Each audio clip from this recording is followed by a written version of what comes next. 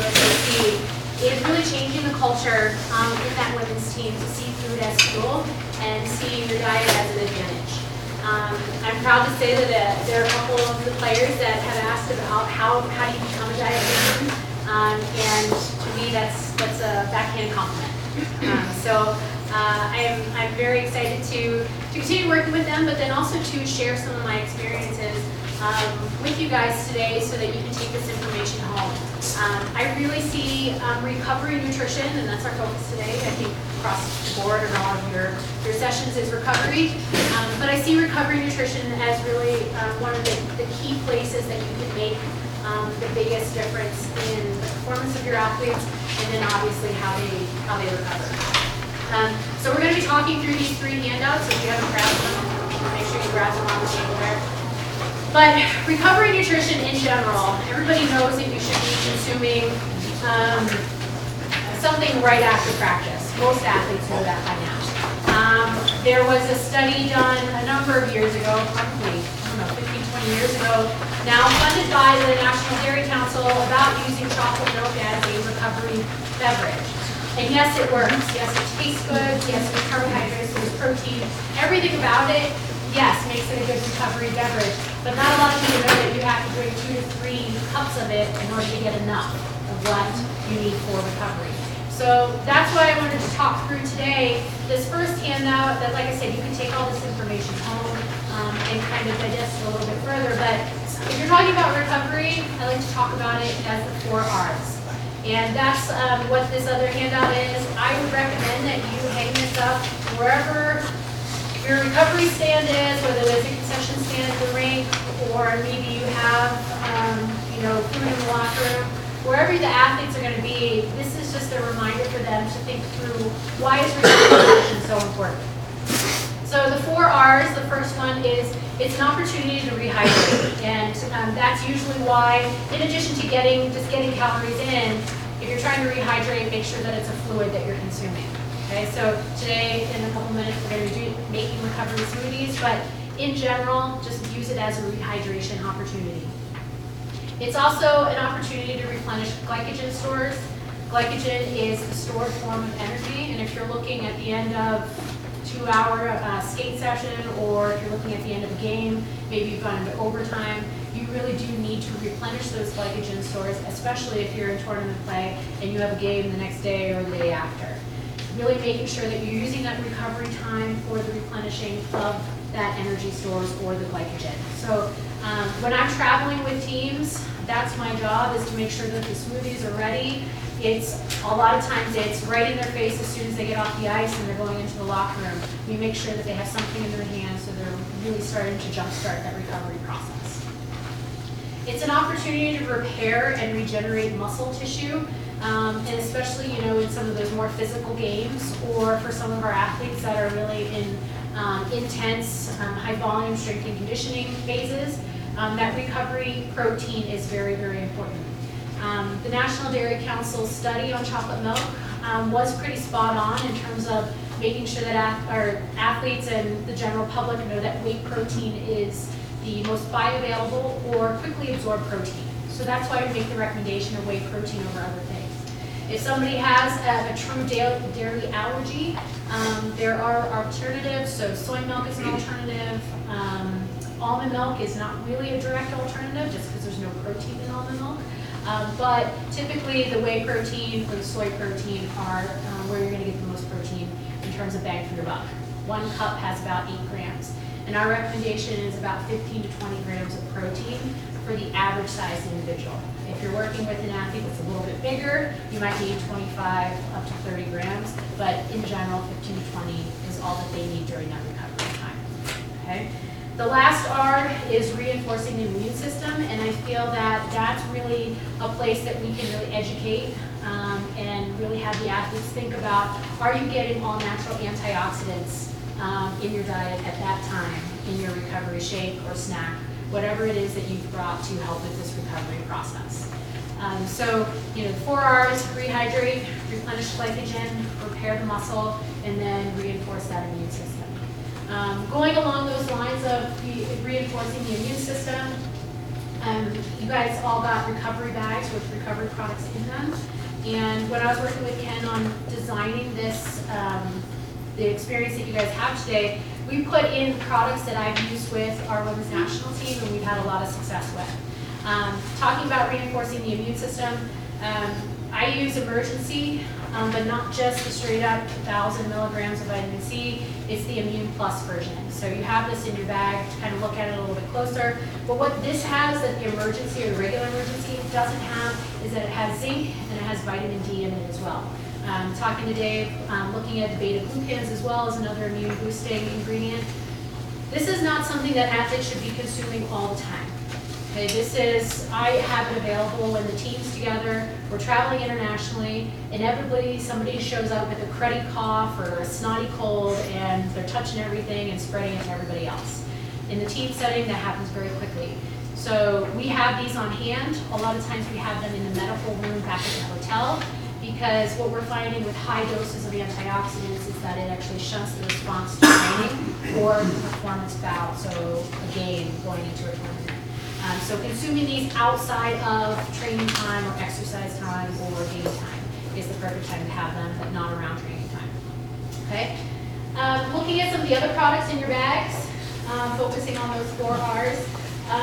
Bipro is a whey protein product that, my little disclaimer, we have no formal relationship, but here at USOC with Bipro, we just find them to be the best product.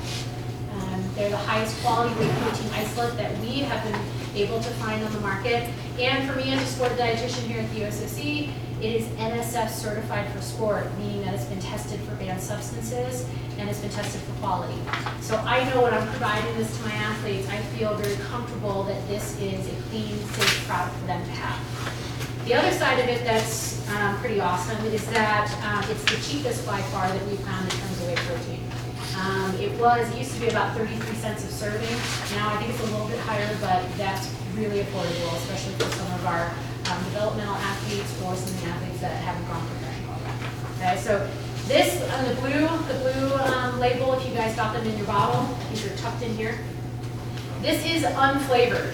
So a lot of our athletes are used to just adding water to something and thinking that it's going to taste amazing.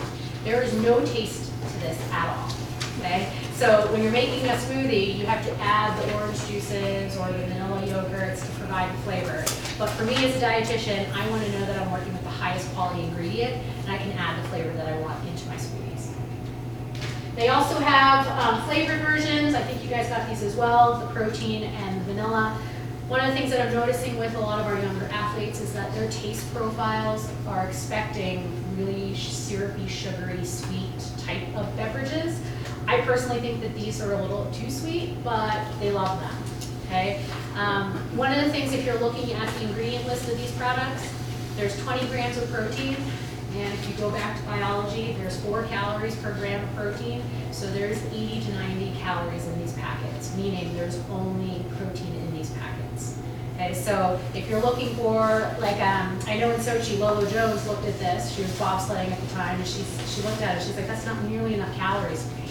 And it wasn't. You know, we had to add a lot of peanut butter, we had to add whole milk, we had to add a lot of different ingredients to get the calorie amount up because this is a very high quality protein and that's it. Okay. These are convenience products. If you're traveling, they're very lightweight to put in your bag. I know a lot of athletes that travel around with these. But if you have access to ready to drink shakes, where I see these having a place is if you don't have a dietitian, because when I'm traveling with the team, I'm running to the grocery store every day, I'm getting the chocolate milk, I'm bringing it back, I'm placing orders for chocolate milk. This is more of a convenience product that you have shipped in bulk to the rig and you have available on hand for the athletes when they get off the ice. Okay? It's easy for them to grab and go without someone having to pour chocolate milk in cups or monitor cleanup. This is definitely a convenience item, and what we see to be the benefit of these is that there's 26 grams of protein, which is really hard to get into a container of this size with all natural ingredients. But they've used powdered milk or a condensed milk to formulate this product. Athletes love them, they taste really good, and it's just a quick way to shuttle in the 4 R's that we talked about.